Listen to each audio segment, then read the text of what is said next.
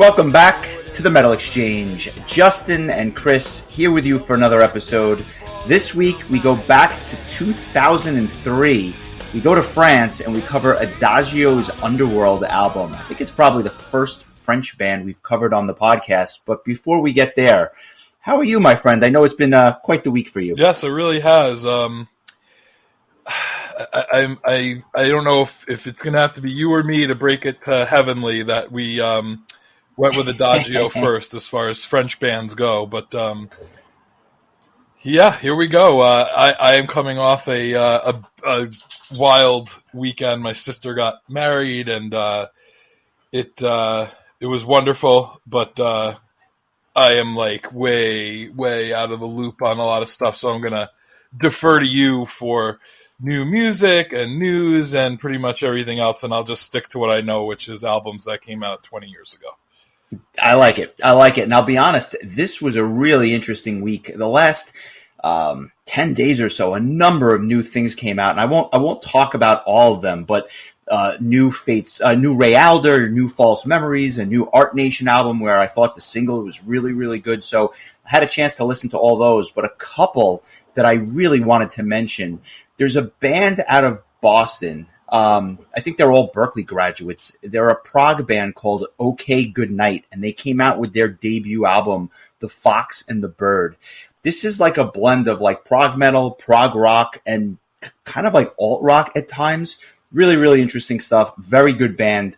I actually am going to go see them next month. They're coming to New York City, so I'm going to go check out their show with I'm just kind of curious. It's a Friday night. I figured I would go check it out. Apparently they're gaining some buzz, but not really in like the metal community. I guess more in the prog rock and the alt rock circles, but there's definitely some metal on here as well. So I'll post a song of theirs during the week. And in addition to that, I actually heard one of the songs from that, if you could believe it. Oh, no kidding. Yeah. Well, I have no idea how. What did you think? Knops actually sent it to me. Okay. I listened to the song The Mountain, and I liked it. It was good. Yeah, it's pretty accessible. It's not. I mean, it's quirky, but it's pretty accessible. And speaking of Knops, I would be remiss if I didn't thank him for something. He shoots me a text early next week. He's like, "Have you heard of?"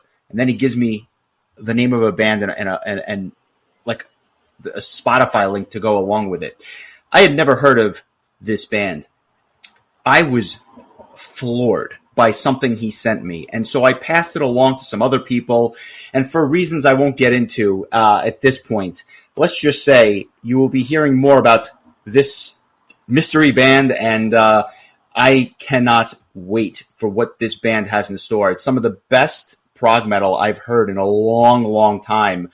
This album has just shot up my kind of best of 2023 list. And I've listened to the album 4 or 5 times and I just have it on repeat. So that's a little teaser of something that we will be talking about more and more in the future, but really, really cool stuff from this prog metal band that truly came on my radar out of nowhere. Like an RKO. Exactly.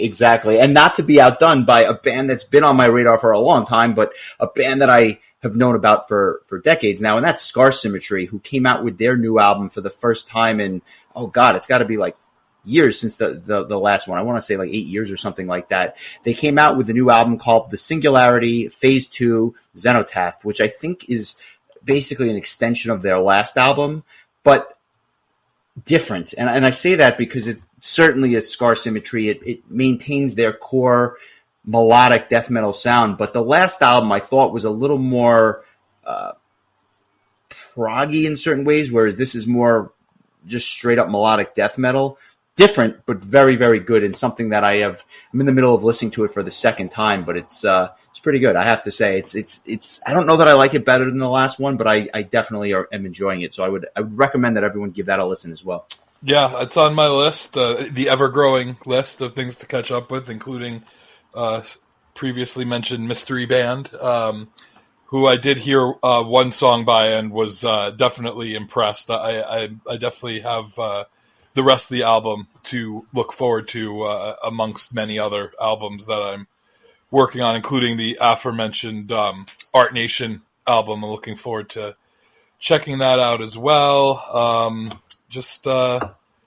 it's getting hard to keep up. I was really doing so well at the beginning of the year, and it seems to happen to me every year around this time. I just get there's 6 months into the year, things take a yeah, dive. yeah. As Jeff Goldblum would say, life will find a way, and it finds a way to keep me from listening to things. But I expect I'll be catching up on stuff. I'm actually really interested in checking out the new Foo Fighters album as well.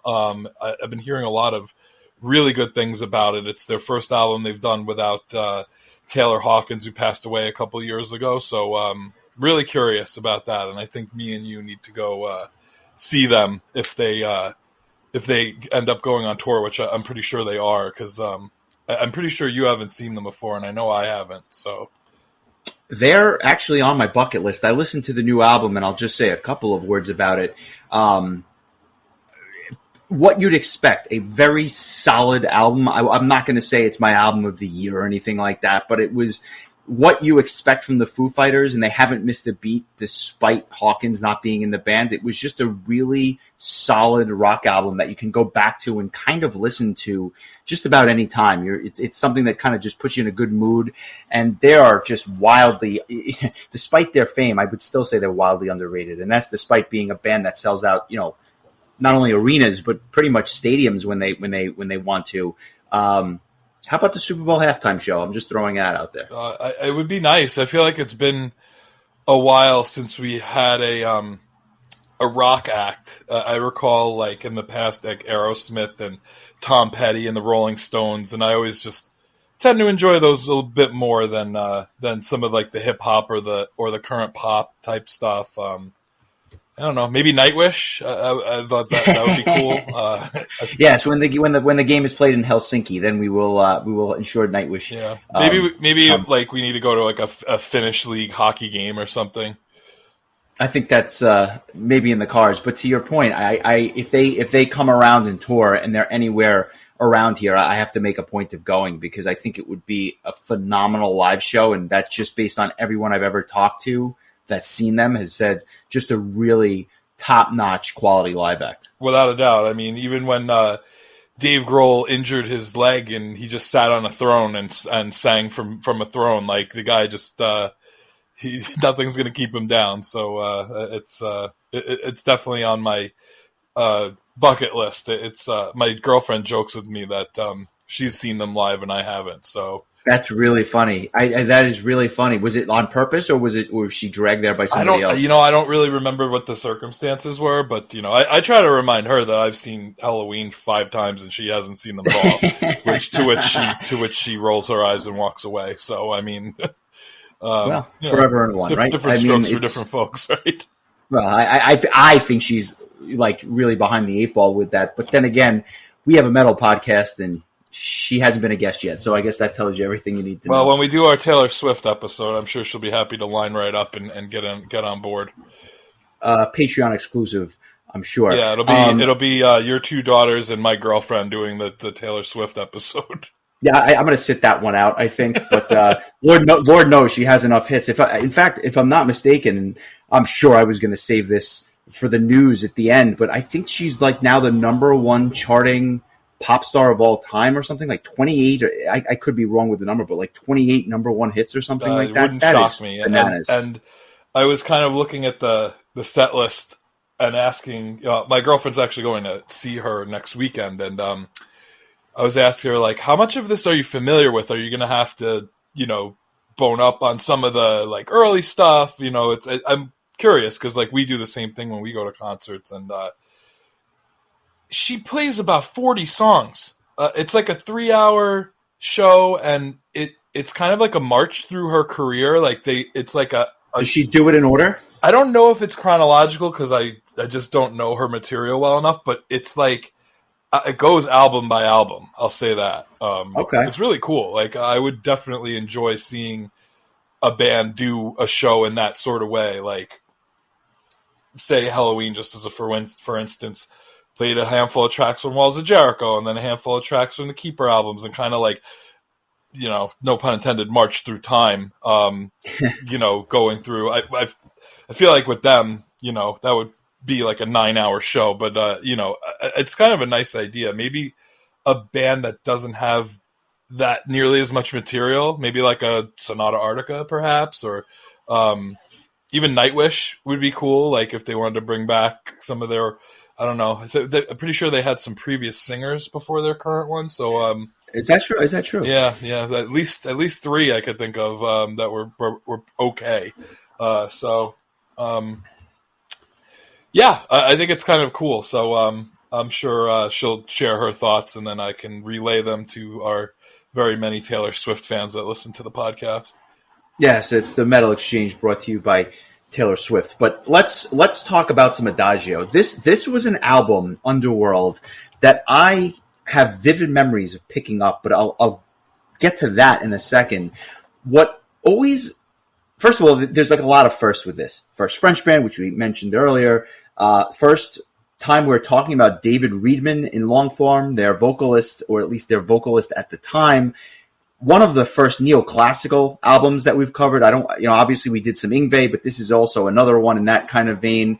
Maybe some Symphony X as well. I think you could make that argument. But this was an album that came out 20 years ago, and it's one of the albums that, it's not my favorite album of all time. I think there's some problems with it, but at the same time, I find myself going back to it a lot. And even to this day, I don't really, I'll listen to it at least once or twice a year, every year, and that's going back 20 years. And that says a lot, because certain albums just kind of get buried after a while, no matter how much I like them. But this one has stayed in rotation for me for quite a while. And I figured what better time to discuss it with their 20th anniversary coming up next month. The album was released July 23rd, 2003. I guess the question I have for you, how familiar are you with Adagio the band, this particular album? Just like, and if you recall, when did you first hear them? Let's see. I honestly, going into this, I probably knew about one song really well, and it happened to be from this album. I think I probably first heard of them when they were announced to play at Prague Power, although I will say I was not at that one, and I will defer to you for details about that show, because I'm almost positive. Don't defer to me, because this was my first year of law school. I missed Prague Power 5, and so this is a little bit of a sore spot for me.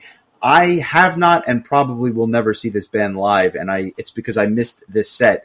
Maybe we should have had Snowdy on the show, because I know he was at Prague Power 5 and I did not go. But it's funny because, like, I say to myself, at the time, I was such a rabid fan. It would have been a really cool set to see, but it wasn't meant to be because of other things going on.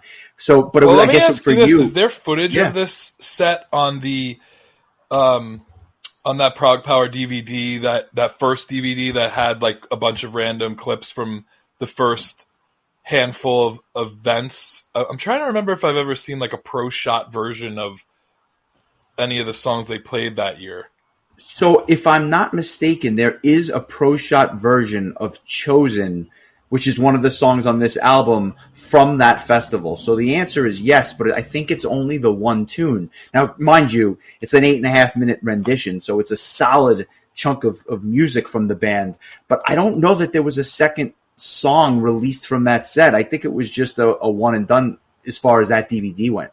Yeah, I mean, that makes sense, because I think that was the case with a number of bands that ended up on that DVD compilation. But I do have a recollection. That said, though, when I first listened to this album at your behest, this time around or in the past? This time, I just didn't realize David Reedman was the vocalist. I just assumed, it's a French metal band. Like, I assumed their lead singer was somebody from France. So that was kind of a surprise. But yeah, like this band was always on my radar, particularly this album, as well as their Sanctus Ignis album, which came out 2 years prior.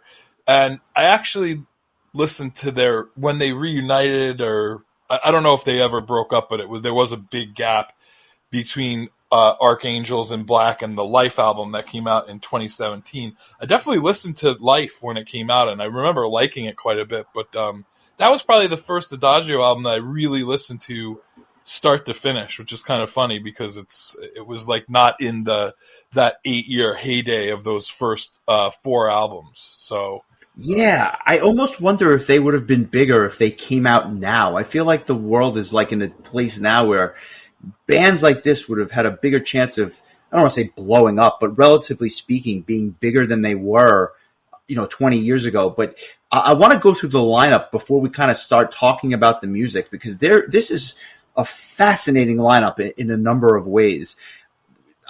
Stefan Forte is the guitar player, virtuoso. He writes all the lyrics. He writes almost all the songs, and he is really the driving force and the mastermind behind this band. And he plays his guitar so seamlessly, and he's got such a distinct neoclassical sound that he is unmistakable in many ways when he writes a song. I think he's a great songwriter and guitar player. But you mentioned it earlier, David Reedman from Pink Cream 69 on vocals. And then it gets real interesting. The drummer on this album is a guy by the name of Dirk Brunenberg, and he used to play with Elegy and Ian Parry with his solo material, so he's kind of got a name for himself, and I'm kind of curious to see if he'll be back with Elegy for the reunion tour. The bass player is a guy who I don't know much about. His name is Frank Hermany, and the keyboard player is a guy by the name of Kevin Codford, who the name probably doesn't ring a bell to you, but he is the producer and kind of helps put together a band that you do know and love, and that's Mirath. There's a lot of different musical pieces here, and to say nothing of the fact that the album is produced by Dennis Ward, who's been in multiple bands and obviously is famous for his work with Pink Cream 69 and his production work with countless other bands. So it's kind of like a mini supergroup in a number of ways, or at least in my opinion. But it's a band that after that first run of albums, if you will, and I'm going back to their debut in 2001, Sanctus Ignis, Underworld 2003, Dominate another 2 years later in 2005, and then the aforementioned Archangels album. They kind of cranked out 4 albums in 8 years, and then all of a sudden, a long hiatus. But they weren't getting, and maybe that's why they broke up or went on hiatus, but they didn't seem to get the notoriety that other bands at the time were getting in the early and mid 2000s. So it's interesting that you said that you feel like this maybe would have went over better now. I feel like this would have, if this came out maybe 5 years earlier, because 5 years earlier. Yeah, I find there's a lot of parallels between this album and Symphony X's Divine Wings of Tragedy, which came out in 1997. Which, by the way, how the hell we haven't done that album yet, have we? Nope. That's insane. All right. Anyway, maybe that might be coming up soon now that I think about it. But at least for me, I found a lot of the tone of the instruments, the bass and the guitars in particular sound like they could have come right off of that album.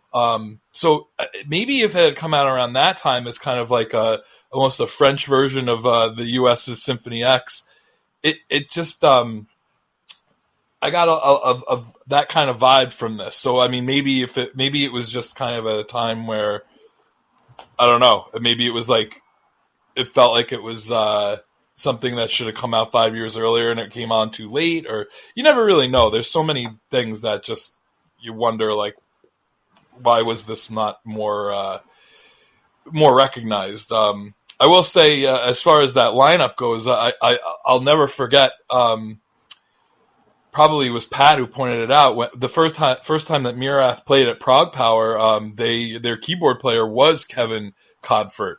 He had come, and I don't know what the reasoning was behind. I don't know if Mirath didn't have a live keyboard player, or the guy couldn't come, couldn't get a visa in time. I don't know what the details were, but I just remember Pat pointing out, like, oh, that's the keyboard player from Adagio. And that's the kind of conversations you have at Prague Power USA, and that actually make some semblance of sense to Imagine going up to the random person on the street, right? I want to picture this. I work in Brooklyn. I imagine going up to the random person in Brooklyn and be like, did you know Did you know that the keyboard player for Mirath was actually the keyboard player for Adagio?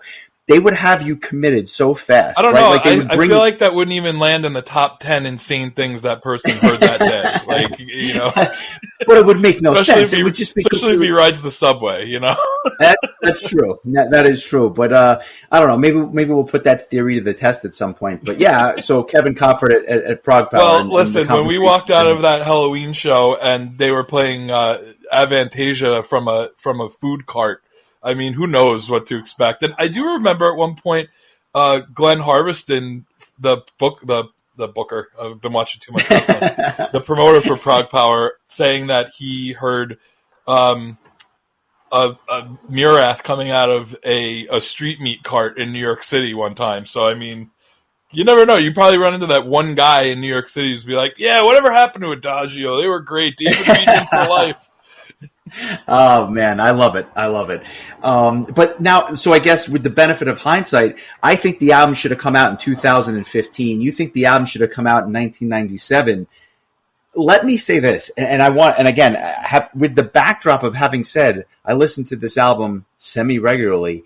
I find it one of the hardest albums in the world to digest. I'll be honest with you. And part of the reason we're recording this as late as we are, and obviously it'll still be in the regular feed for everybody on Monday morning, but part of the reason it took a while is because I think you were struggling with it as well. Not in terms of appreciating it, whether you liked it or didn't like it, maybe you were, but more of a matter of like just not knowing what to make of it because it's just a ton of music kind of cramped into an hour or so. Yeah, I mean that's pretty much what it is. It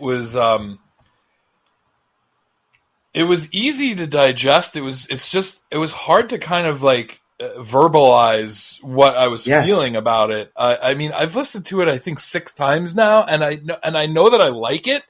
I'm just not sure I know why or how to explain why. It's just going to be an interesting, just me kind of like with babbling, garbled nonsense, just trying to describe how I felt about this and how many things reminded me of Symphony X and maybe a couple other things. But I mean, I will say I did enjoy it. It's just it was like really one of the most difficult albums that we've recorded to just kind of like put into words how I feel about it. Even though I really did like listening to it. Yeah, I agree with you. I think it's a very hard album to discuss in many ways. I think it's hard to really pick apart each of the songs because it's not that they're all over the place. It's not like it's some obscure jazz song. It's just there's a lot of density in the materials, but as dense as it is, I think the mix is absolutely pristine for 20 years ago. Every instrument pops just when and where and how, in my opinion, that it should. In other words, you never say, oh, the bass is too low in the mix. No, you hear discernible bass solos on this. The drums are obviously in the front, but nothing gets drowned out. And to me, it's a very clean mix. I've always thought it was like just a phenomenally produced and mixed album. That was one of my big takeaways. Just that, like, it really sounded phenomenal. And again, I'll keep probably hearkening back to the Divine Wings era of Symphony X, but it was kind of in, that was another album that I think for an earlier album really sounds to this day, really sounds really good. And this might even sound better than that did. Granted, it's a little bit older, but yeah, I agree 100%. Today was the first day I listened to the whole album with headphones, and it was really just sonically pleasing. The clarity was phenomenal.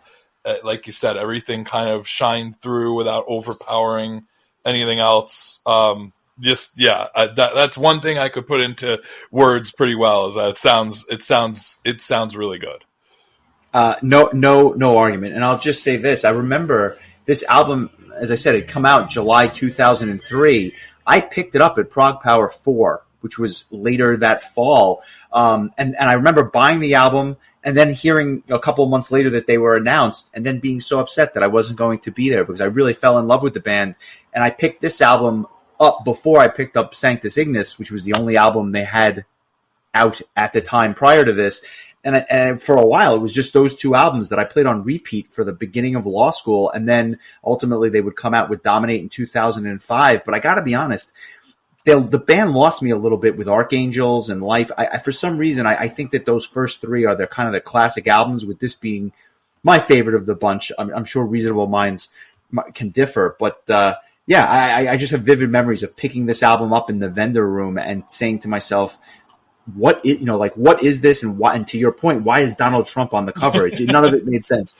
What was your when you pick up this album, what was your sense of the of how it was received? Like, obviously, you probably had heard people talking about it, which led you to buy it. Like, what were you hearing, and what made you think that it was something that you would end up liking? Even though I knew it was kind of neoclassical based, that wasn't why I bought it. Because, listen, I can still listen to Yngwie. I know we kind of joked a little bit when we covered, some of his stuff in the archives, but I enjoy that style in doses. But what attracted me to this was that I knew it was progressive in nature. I knew that it had the keyboards, which I thought were not only a phenomenal touch, but it's kind of very prevalent throughout most of these tracks. The piano, the keyboards, the bells, yada, yada, yada.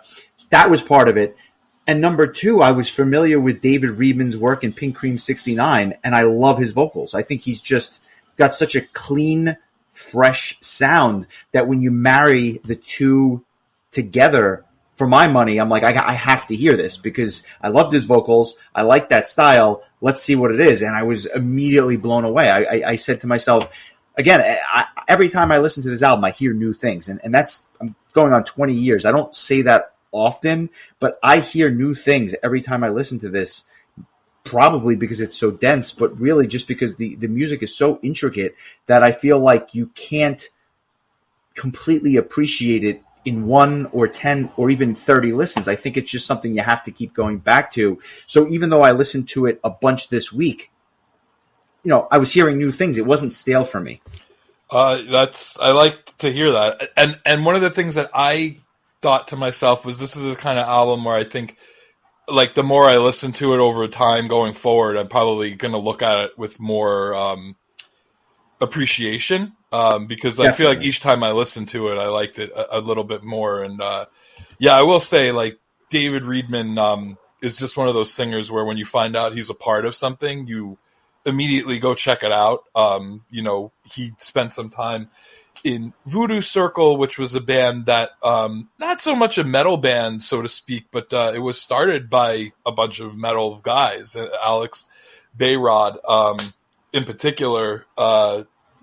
I trying to remember if they had done work together in the past. I know they were on the Misa Mercuria album, which was like that random one-off like metal opera that I remember buying at Prague Power 3.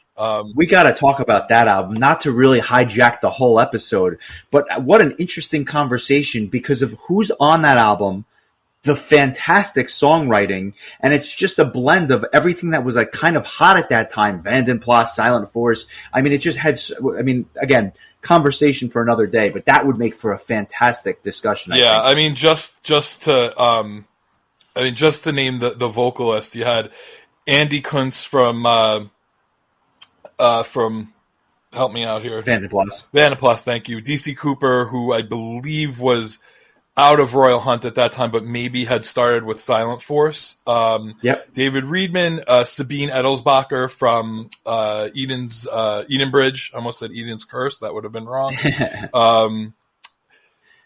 It was a good album too. Like I remember buying it for no other reason than for who was on it.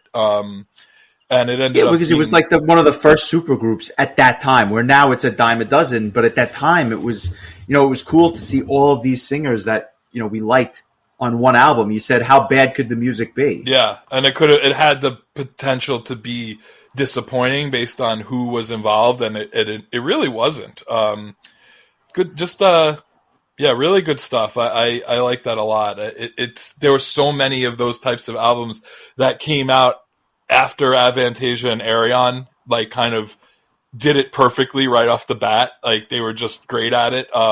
And so there, over the years, I know like you've been like, I can't believe the names on this album and how the album is just so like, not that it's bad, mediocre, but it's just like, mediocre or passable. And it's like, oh, what a bummer with that like lineup of people. This is not one of them. And I think that we should, I'm almost wondering like how many people are even familiar with it, because it just kind of felt like it just kind of snuck in at a time and there was no follow up or and you wouldn't go back to it, because if you never heard of it, you would just be like, you wouldn't even know to check it out because it was such a one and done. Yeah. So, but anyway, circling back to David Reedman, that was another thing he was involved with. Obviously, he's been the longtime singer for Pink Cream 69. He was the replacement for Andy Darris, who has been in Halloween since 1994. So, he sang, I don't think he's in the band Almanac anymore, but he was on their first two singles with Andy Frank and who was the third singer? Jeanette Marchuka, who I don't think she was in any other metal bands prior, but that was a really cool dynamic, those three vocalists together, because David Reedman and Andy Frank obviously have very different vocal styles, and then you add that female element into it. It worked, though. Somehow, those first two albums are pretty good, I have to be honest with you. I enjoyed, especially that first one. I enjoyed that album quite a bit. And then, again, he was the vocalist for the first two Adagio albums as well. But definitely a very well-known name in the metal and melodic rock community. He's British, which I did not actually know. I kind of assumed he was German because he was in Pink Cream 69, but he's actually from the UK. So you're learning all sorts of new things today. I love it. Yeah, I don't know what the hell is going on. I guess he doesn't like being in. He likes being in other countries' bands, like French bands and German bands. He's working his way around all of Europe. But let's get into it. The album kicks off, and I'm going to be saying this a lot, but every one of these songs, for the most part, is an epic. And by that, I mean, they're not short. They are long songs. And it starts off with a song called Next Profundus, which is over 7.5 minutes long. And if you had no idea what this album was or what this band was, I think this immediately tells you what this band is. And by that, I mean, like, they didn't ease their way into it. There was no introductory track. This track is just that neoclassical guitar from Jump Street with the keyboards behind it. And that is the driving force behind this band. A touch of classical, a bit of prog, and then, of course, like we said, the smooth sounds of David Reedman on vocals, and somehow it makes for this perfect marriage together. It's this mid-paced song, and then with blistering solos. And I'm just wondering, like, your thoughts, because what I love about it is it has this build quality. It just seems to get bigger and bigger. And then you hear these, like, bells just in these, not overdone, but these bells that would just come out of nowhere and kind of add a little flavor or a little seasoning to the this mid-paced song, which would only kind of slow down during the instrumental sections. And then, of course, the solos pick up. And I think this is like the perfect example of what this band is in many ways. And it's not my song of the week, but it could be. If you've never heard the band and want to just give this band like a fair shot, you could do a lot worse than this track. Yeah, I actually had to like go back and check to make sure that there wasn't like a 1 minute intro that was a separate track, right. But it's actually just the first minute of this song. It just feels like one of those, late 90s, early 2000s, like minute long kind of classical style intro and you like right away you could see like the guy playing the keyboards, Kevin Codford, is just like obviously a wizard with these like really intricate piano parts. But then at that 1 minute mark, almost to the second, it kicks in with that Symphony X-esque riff, and then it's just you'd almost think you were listening to Symphony X, but then David Reedman comes in, and that it's a very different experience than a Russell Allen per se. I would say maybe a little bit smoother and less of that little like that angry, that angry rasp that Russell does also so well. God, my God, we have to make a list of every album we've talked about on this podcast that needs to be talked about in a separate podcast now. So we have Divine Just Wings from of this Tragedy, episode alone. Misa Mercuria. We could probably book all of Sweet September. Cream 69. Yeah, but we'll book all of September just based off this one episode. So if Adagio has done anything for us, it's this. The Encyclopedia Metallum, or the Metal Archives, lists this genre of this band as progressive symphonic power metal. And I mean, it's pretty spot on. I mean, it really does. But power metal? Yeah, I mean, a little bit. I mean, the same way that I feel like Symphony X has power metal aspects to it, while I wouldn't call them directly a power metal band, they do have power metal influences, and being that this feels a lot like Symphony X, I feel like it works. But yeah, definitely more on the progressive symphonic and, like you mentioned, neoclassical side.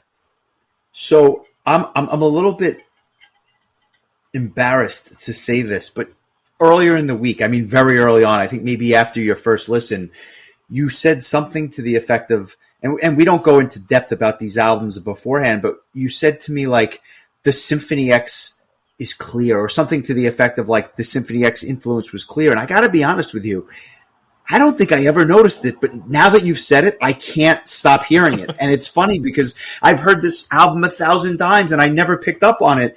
But once you said that, I'm like, oh my God, you're right. And I don't think that there's a better example of that than there is on the next track, which is called Introitus Salve Cyclum in Favela. I have no idea what it means. I'm not going to pretend that I have any idea. How many days this week did you practice saying that? Every single day this week. So I want to be clear about that. Every single day this week. But the interesting thing, though, is here I don't hear Divine Wings. I hear the album 5, the album that we actually did cover in the archives. Right. It has this operatic quality in the beginning with what I would only can describe as like Latin chanting, which is kind of cool and almost like Castlevania Symphony of the Night kind of theme going on here. But it's a really melodic tune with phenomenal drumming and these chunky guitar tones that are great, but never really deviating from that neoclassical sound. I like this song a lot. I think that the heavy use of the snare drum is really, really fantastic. And I like that they layered the vocals in spots. I think that it plays off really well against the piano and the keys. Not my favorite song. I want to be clear. It's a solid tune with a very good chorus, but it's actually probably in the bottom half of tunes that I like on this album. But I'd love to hear your thoughts. Yeah, the symphonic intro immediately made me think of bands like Epica, After Forever, even Mayan. Before the scariness sets in.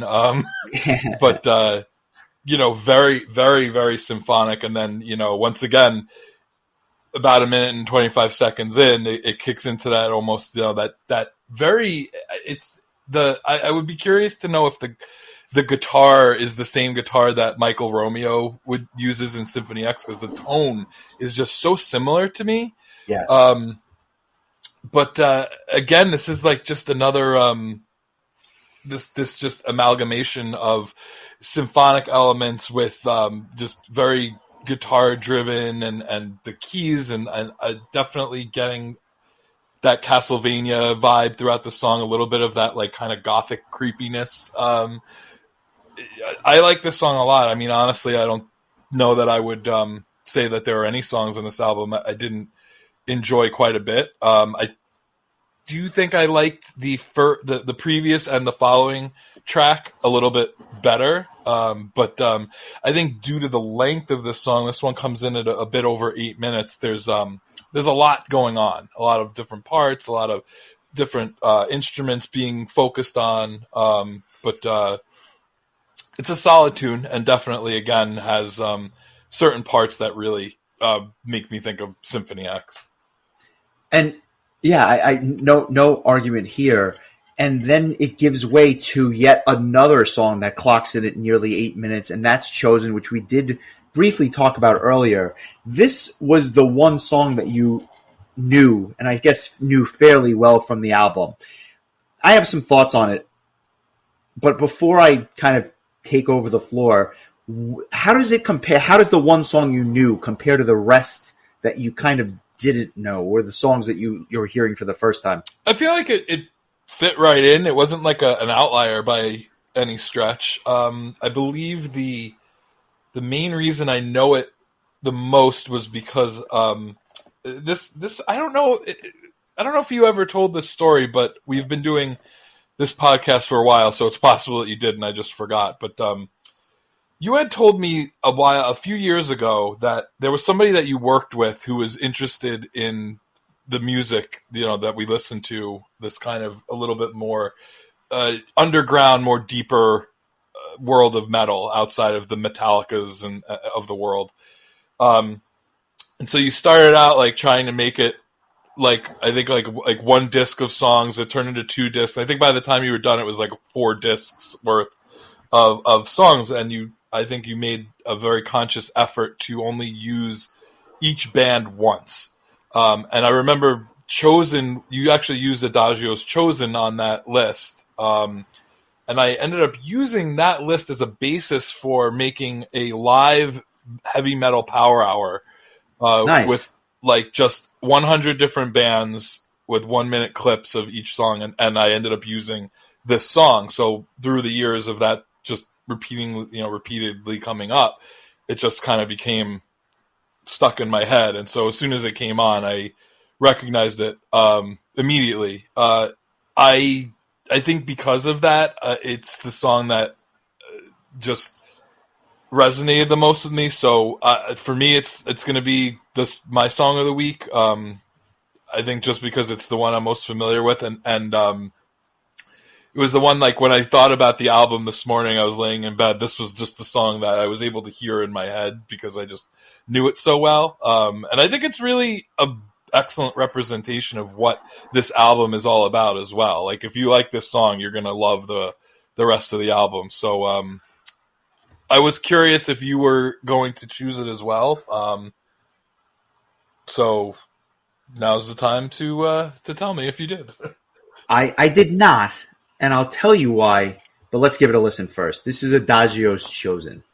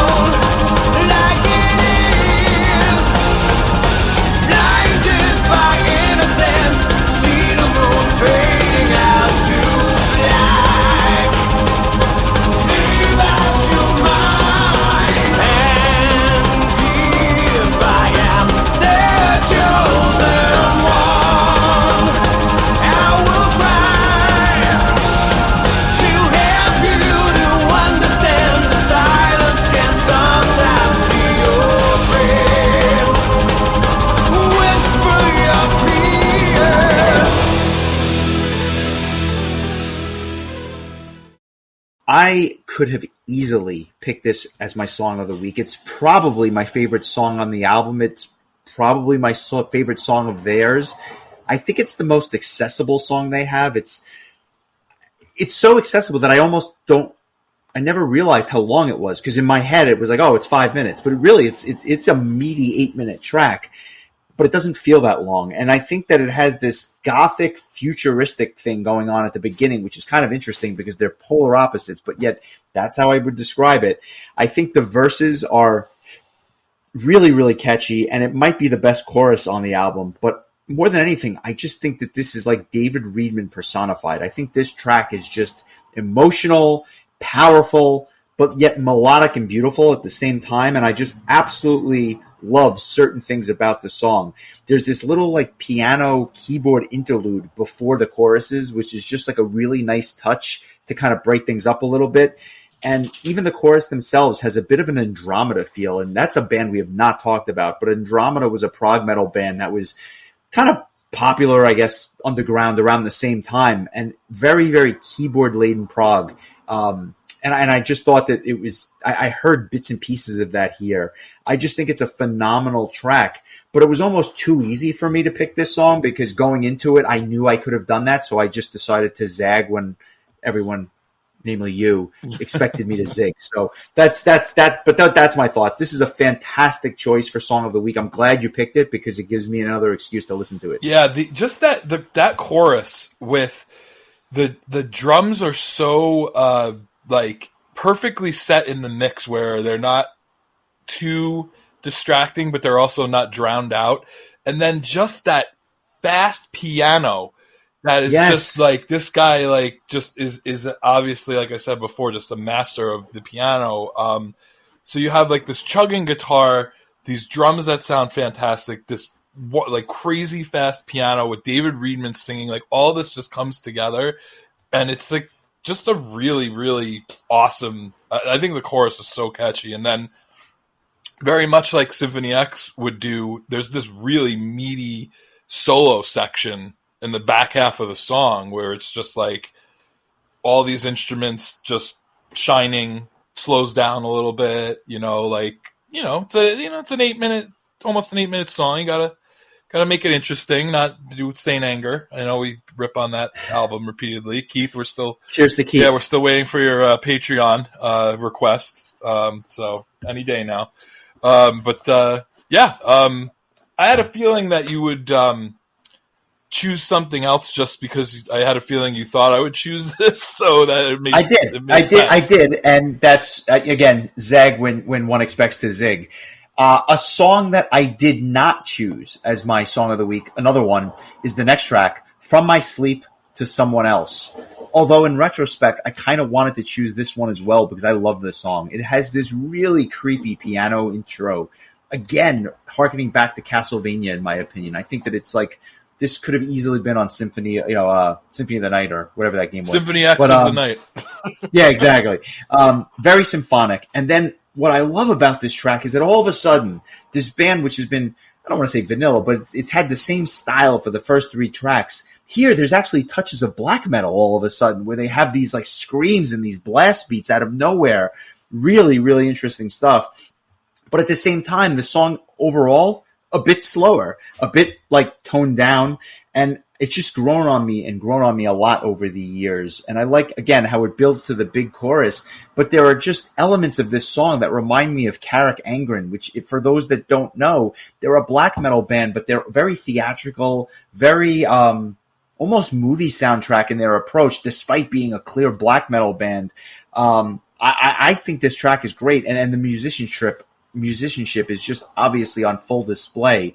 I'm wondering if you like this as much as I did, because to be honest with you, of the first 4 tracks, I think it's obvious that I like 3 of them a lot, and one of them is good but not great, but the 3 out of 4 so far are real hits for me. Yeah, oh my god, you just took the words right out of my mouth. Like the Which one? The creepy intro, again, like the Castle. The Carrick Angren, I'm sure you were going to go with the... Well, yeah. I was like, when I heard this song, I was like, is that David Reedman? It can't be. And sure enough, it's not. It is not. But it is a singer from several black metal bands. It goes by the name of RMS Hreidmar. I hopefully got that right. Who is in the black metal bands Bais Mahache or something, and hopefully one that's a little easier to pronounce, Glaciation or Glaciation. How many days did you spend practicing trying to say those words? I just did it in my head for the last 18 seconds. But these are all French black metal bands. So that would make sense that there would be kind of a bit of a black metal vibe to it, but kind of cool, like giving David a little break and letting a little bit more of a creepiness, a little bit of a darkness sneak in there. And I think that's where this kind of pulls away from being like a Symphony X love letter and giving it a little bit of its own personality. Yeah, it's like adding a little paprika when it's been salt and pepper the whole time type of thing. Yeah, well put. Thank you. I always apt for the food analogies.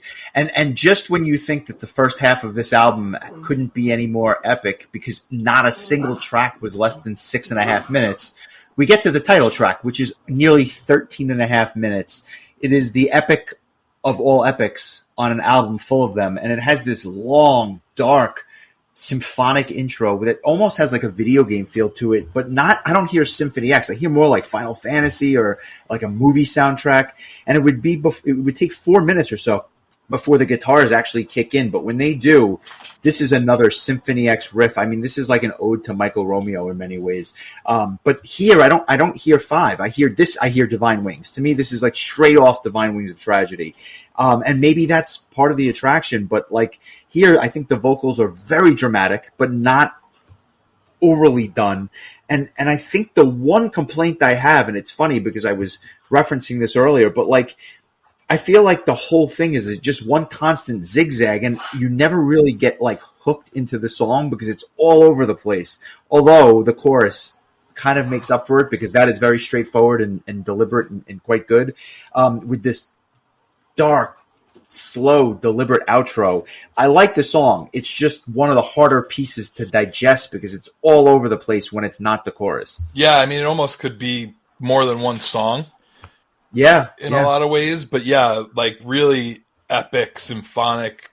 And by intro, I mean like the first like 4 minutes of the song is like this build before you get to like some of the more metal parts of the song. The first 4 minutes or so is really almost entirely symphonic.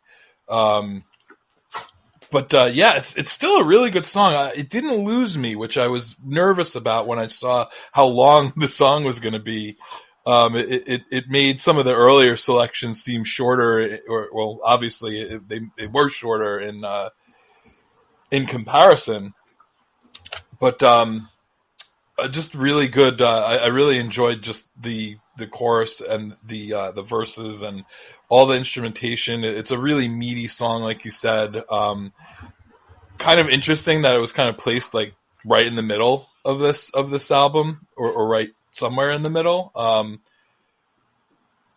But this is one of the songs where I think for the first time I really noticed the Symphony X bass. Like towards, especially like during the chorus, you really hear that loud bass, and it sounds very much like the bass from, again, that era of Symphony X. I got a definite feel for that. I would really be surprised if Divine Wings wasn't a big influence on this band. I don't know if the previous album is a lot like this or has its own kind of flair, but this almost feels like this was like their love letter to that particular album. Yeah, I think that's very, very well said. To their credit, though, is all over the place as this is, or, you know, and as long as it is, they follow it up with a very digestible 5-minute ballad in many ways, and that's a song called Promises. Do you have any thoughts about this one? Because I think it's, I don't want to say it's an outlier. It's not, but it's certainly different than what we've heard before, although I think it fits with the whole motif. Yeah, I mean, I would say it's an outlier only because it's the one ballad on a song full of like these really heavy symphonic tunes, but it's just a really nice song. It really showcases David Reedman's vocals, which I think his voice is really well suited for a ballad type song, just because it's such a smooth and pleasing sound. I know over the years, like Pink Cream 69 has had ballads that he just really shines on, and this is kind of in that vein. You know, kind of basic, but very good. And even though it is an outlier for this type of album, it hi there. You like Adagio? I think it fits. It fits the rest of the album, even though it's not another heavy, symphonic Castlevania Symphony X-y kind of neoclassical metal song. But it's just nice, and I think that this album needed something like that to kind of just slow down the pace and not feel like it's just one long, hour-long, like super heavy thing going on. This definitely gives it a little bit more flavor. I love the guitar tone on this. It almost sounds acoustic in many ways, but it's not. And I think the bass just sounds so tight. It actually reminds me of like a ballad that Ark would do, who we also covered in the archives. I actually had this as my song of the week for a while, but it's just a little bit too different, and I didn't want to go with the ballad, so I went with something else. But I do love how it kind of stands out from the other tracks. And I love the piano outro, very emotional, good lyrics, a very, very solid tune on the back half of this album. But we do get to the next track, which is my song of the week, and that's the Mirror Stage. Let's give this a listen before I even kind of segue as to why I chose it. But as we get towards the end of this album, the last real proper track, the Mirror Stage, is my song of the week. Let's give it a listen. Alrighty.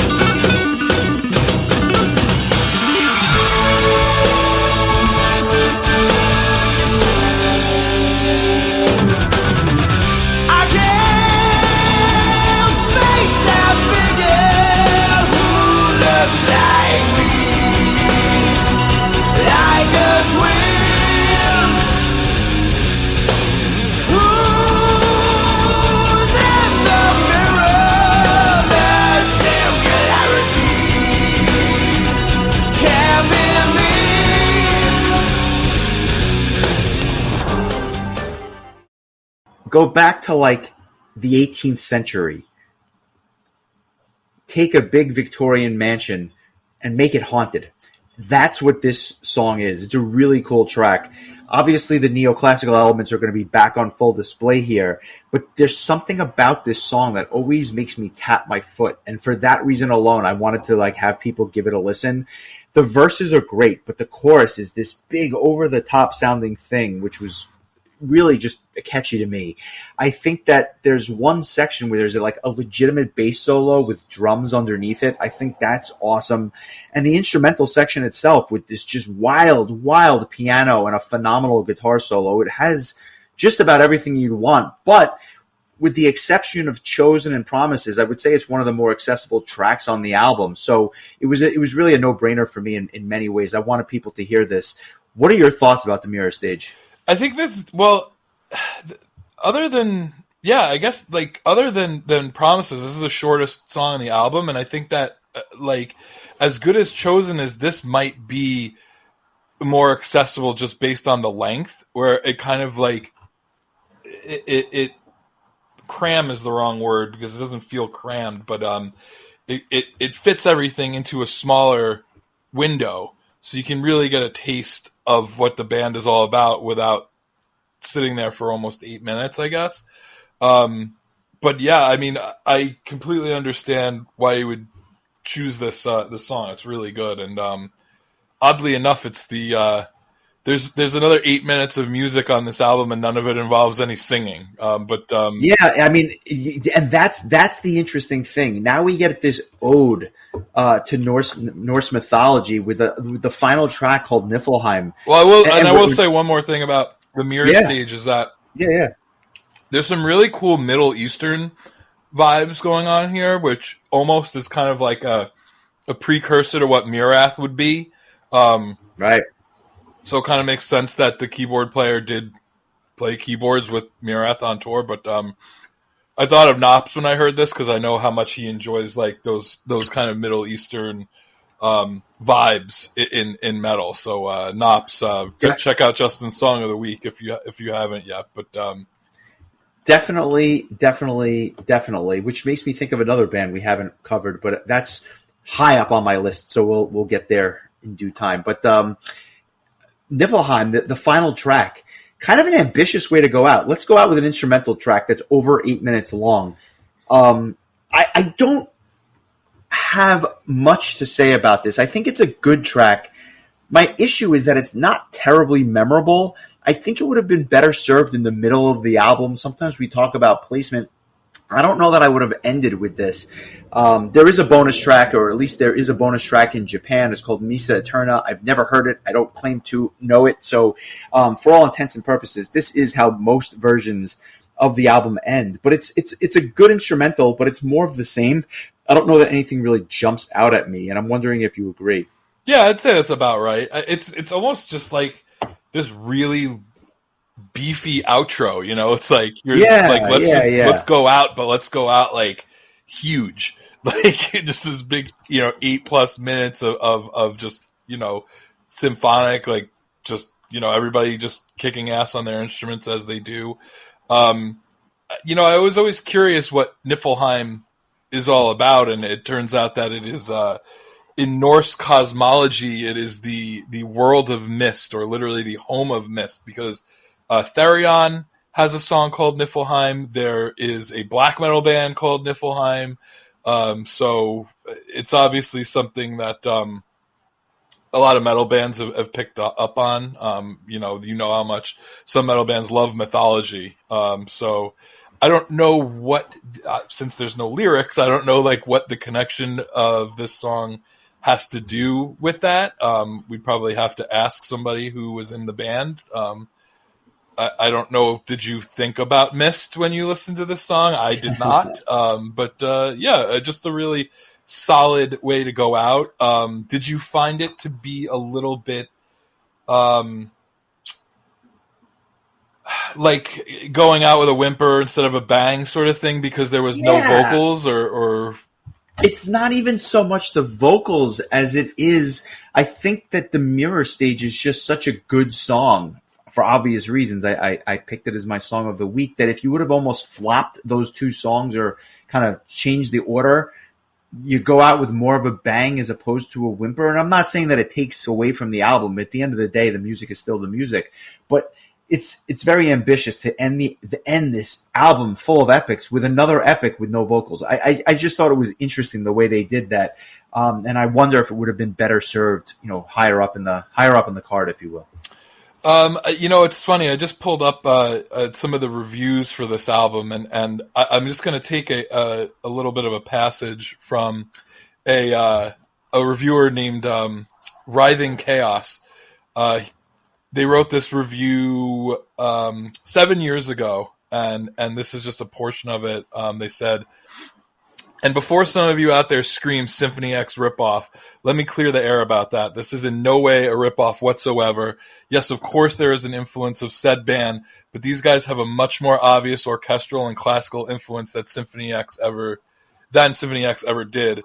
There's a great deal of the use of counterpoint on this album, with the keys and the piano constantly complementing one another, creating a very dark atmosphere, which is almost majestic at the same time." So I thought that was kind of a nice way of separating the two bands from being that. And I think we kind of were saying that as well, is that there's enough that set this band apart that even though it feels like a love letter to Symphony X or the Divine Wings era, it's not. I would definitely not call it a ripoff by any. No, and that goes back to the fact that had you not said it, I don't even know that I would have necessarily picked up on it. Although, again, now I can't stop thinking about it. But it's not a ripoff. You would never say, "Oh my God, Adagio, Symphony X clones." It's not that. Although there is clearly some influence there. There's no question about it. But it doesn't permeate all 60 minutes of the music. Yeah, absolutely. I enjoyed this quite a bit, although I will admit, like, the first time I listened to it, I'll be honest with you, I was just kind of like, I didn't know where one song started and the next song began, other than Chosen, obviously. But I ended up really enjoying it. For me, it is a 7 point, I give it a 7.875. That's a high score. That's higher than I thought you would have said. Yeah, to be honest I just think it was that good. Really solid. It needed to marinate with you. Yeah. I mean, I probably would have given it, like, based on the first listen, I probably would have given it like a 6.5. But it definitely grew the more I listened to it. I'm even listening to it right now as we speak, and it's just a really enjoyable album. That said, I would probably give Divine Wings of Tragedy a much higher score based on Fair enough. Yeah, based on the nostalgia and just it being an all-time classic prog metal album. But I like this a lot. How about you? A solid 8. It's not perfect, but it's a really good album, much higher than average. And to be honest with you, just something I keep going back to. Whenever I hear it, it makes me want to go back and listen to their other stuff. I know Sanctus Ignis very well. There was also a live album that came out a year after Underworld called Alive in Upperworld, and it's quite good, although I think it might benefit from some touches in the studio that helped it along. But it's a really cool album. It basically features material from this album and from the Sanctus, the debut. So worth checking out if you're a fan of live albums. But it's a solid 8, very, very good album, and something that I just always enjoy going back to. So I think that's the biggest compliment that I can give it. Yeah, I agree. I could definitely see myself going back and listening to this, as has been the case with a lot of albums that we've done on this podcast that I didn't know beforehand. It's always fun. Like when I was actually just looking at my iTunes, and there was like the queue of everything was shuffled, and there was just a random Blue Murder track in there. Nice. I've been like, oh man, I haven't listened to this since we did the episode. So it's just just more stuff to add to the pile of years and years and years of songs that we've listened to and enjoyed. But this was a great choice. I had a feeling this would come up at some point, but I don't know that I would have expected it within like the first 200 episodes, just considering there's like bands we haven't spoken of, or the fact that we did this before Divine Wings of Tragedy. So who had that on their bingo card?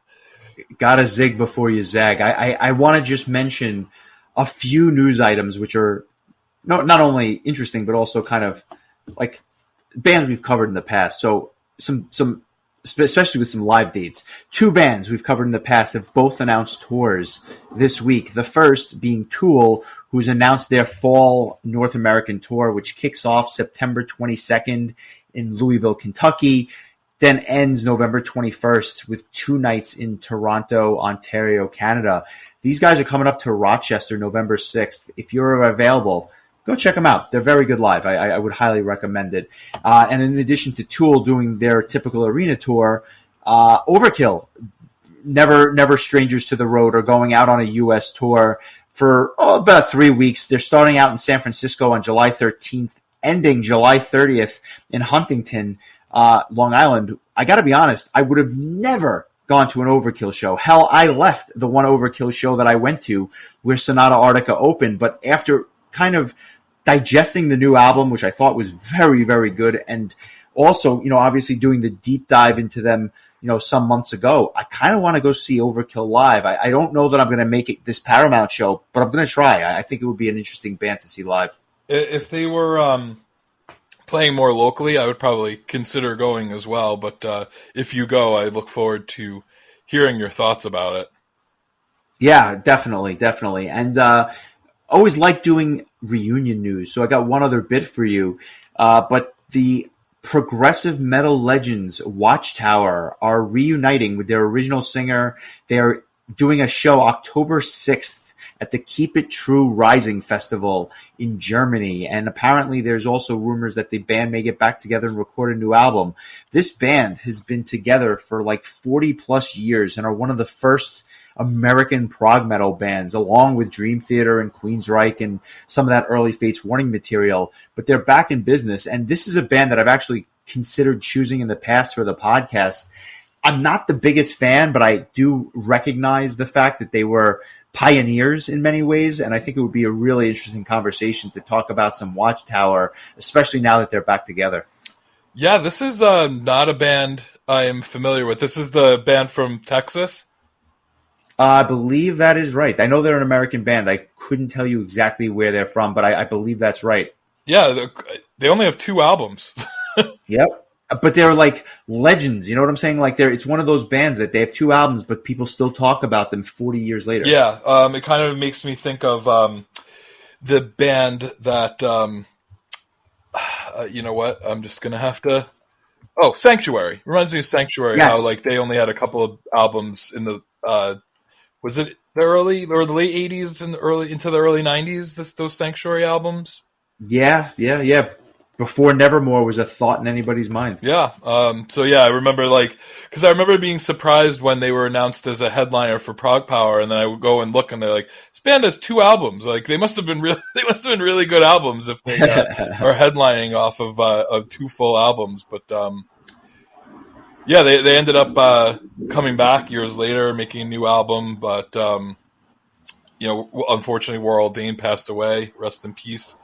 Um, Nevermore is a band that I think is another one we've talked about that we haven't discussed yet. That's, I imagine, going to happen sooner than later. We've had, I think, more requests for a Nevermore episode than just about any other band on the podcast. Yeah, To be honest, I'm with you. really We've had a curious ton. how I'm going to feel, because they're a band that I've always thought were good, but I never quite understood like the obsession. So I'm hoping that maybe really digging into one of the albums, I might feel differently. I will definitely choose them and I kind of have some ideas about that, but I've been putting it off. But that is coming to a close. I assure you. So, but in due time, I think it'll be a really interesting episode, to say the least. So we'll get to some Nevermore. We'll definitely get to some Watchtower and about 12 other bands that we mentioned during this episode that I think we're now due for an episode for. But in light of all this, what are we listening to next week? Yeah, so I mean, just due to the chaos of this week for me and everything that's going on, I mean, let me just say, between the Ted Lasso finale and my sister's wedding, I don't know that I've cried so much in 1 week in my entire life. But I went with something that I knew would be an easy listen for the both of us, and it's a band we've covered previously. We covered their first album. We're going to do Sonata Arctica's second album, Silence. Their first album, Ecliptica, was an album that we covered, let's see, going back to July of 2021, so almost 2 full years ago. We both gave Ecliptica a 9.5, so we'll see where Silence falls in that comparison. I always thought this was a really interesting follow-up to Ecliptica, because I feel like the band was showing more maturity, and it wasn't just a straightforward, melt your face off power metal record. There's a little bit more nuance to it. So the songwriting improves, and I think that without kind of spoiling it, I think that like the highs are amongst the highest of the highest of the highs, and then there's a couple of like duds that would kind of be a precursor to what would happen 10, 12, 15 years later. It is a really interesting album, and I look forward to talking about it with you, because I'm curious to see if my duds are some of your favorites and vice versa. Yeah, I'm curious what songs you may be referring to. I don't think I've listened to this album start to finish in a very, very long time, but I do remember when it came out, just like really being really excited about it because of how much I loved the debut. We'll also talk about the successor EP, which came out in between Ecliptica and Silence, because there's not really a ton of new songs to talk about, but there are a couple of covers and couple of cool live tracks. So just for the sake of completion, we'll talk about that, since I highly doubt we'll ever do a full episode on a Sonata Arctica EP. And we'll talk a bit about, there's some really interesting bonus tracks and B-sides. Sonata Arctica has some really great bonus tracks and B-sides over the years. I think you could make an album of Sonata Arctica, just B material, that would be better than a lot of bands' best albums. They released another EP around this time as well, called Orientation, which was kind of like, I guess you could consider it a Black Sheep single, not literally the song Black Sheep, not a Black Sheep of the family, with a couple of cool covers and an acoustic version of Mary Lou, which was a bonus track from the previous album. But just the band just came out with a lot of material in the time between Ecliptica and before Winter Hearts Guild would come out. So we'll try to cover all of that, because it all kind of falls within about a year span. But I just figured this would be an easy one to talk about, because I bet you could go back, listen to this album once, and then everything will just come rushing back. Nice. I think this is going to be good. I look forward to it. And we'll be moving through the summer. So for all those that want to make requests, please join our Patreon. It is found in the link below this podcast. So we look forward to having you check that out. If you like what we're doing and you're not interested in joining the Patreon, please give us a like, a follow, and a 5-star review if you think we deserve it. And we will be back next week with some Finnish power metal when the band played Finnish power metal. So I look forward to that. I know it's been a busy week for you. Enjoy the week, my friend, and I will catch up with you next week. Yeah, sounds good. And a reminder to a few of the patrons that haven't put in a request, just let us know whenever you pick something. We keep everything in our handy dandy spreadsheet, and we pretty much have our requests all lined up for the next for the rest of the year, which is great. I think I literally just added one for January of next year. We have a couple of new patrons, so doing well. And I guess we officially moved some of the perks down the line. So if you were on the $5, $10, or $20 tier, check the Patreon, because you may have some new perks that you didn't have before. But lots of good stuff to look forward to. We're gonna probably start ramping up into prog power mode in the near future. We have some bands we want to talk about that are playing at the festival, and some other special things we have planned. So it's gonna be a fun summer. I'm looking forward to it, and I'd say Adagio was a fun way to kick things off. I like it. I like it a lot. Enjoy the week, my friend, and I will talk to you soon. Have a good one. All right, take care.